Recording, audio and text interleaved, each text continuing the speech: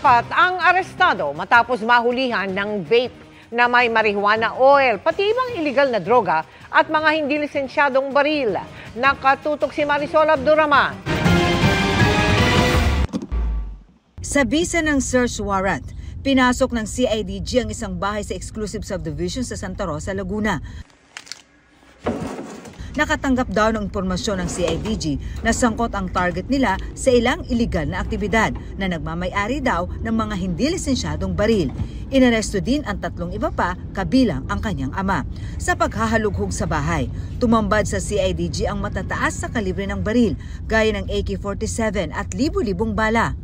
Sabi nitong suspect natin mahilig lang talaga siya sa baril.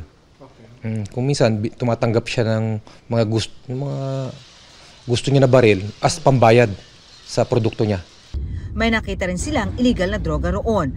Ang ama na dati na raw nakulong dahil sa droga. Na-surprise kami kasi pagdating dito, nabulaga kami sa presence nitong mga suspected to be marijuana oil. And then may mga nakita kaming mga vape canister. Kabilang sa mga nakuha roon ang kush o high-grade marijuana, hinihinalang cocaine at shabu, pati ang kahong-kahong vape na may lamang cannabis oil. Nakuha rin ang makinang panggawa umano nito at mga raw material, kabilang na ang mga garapon ng cannabis oil. Maituturing na raw itong illegal drug laboratory ayon sa CIDG na sa tingin nila ay halos 1 taon nang nag-ooperate. Hindi lang namin ine-expect na ito pa pala yung kalaki. Nakakuha kasi lahat tayo ng mga equipments to produce na yung mga from marijuana, and then i-extract yung oil, and then yung mga boxes na kumpleto na siya. Kaya posible raw na dito galing mga vape na may lamang marijuana oil na nasabat ng PDEA sa magkahiwalay na raid sa Taguig. Yung klase mismo, yung itsura niya mismo,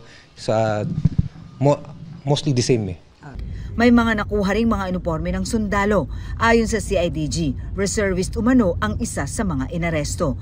Tumangging magkomento ang mga inaresto tungkol sa mga nakuhang droga, pero nang tanungin tungkol sa mga baril, you have license?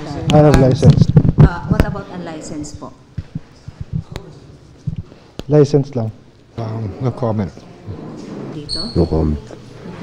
ayon sa CIDG, matagal na nilang minamanmanan ang inarestong target na sasampahan ng patong-patong na kaso. Para sa GMA Integrated News, Marisol Abduraman, nakatuto 24 oras.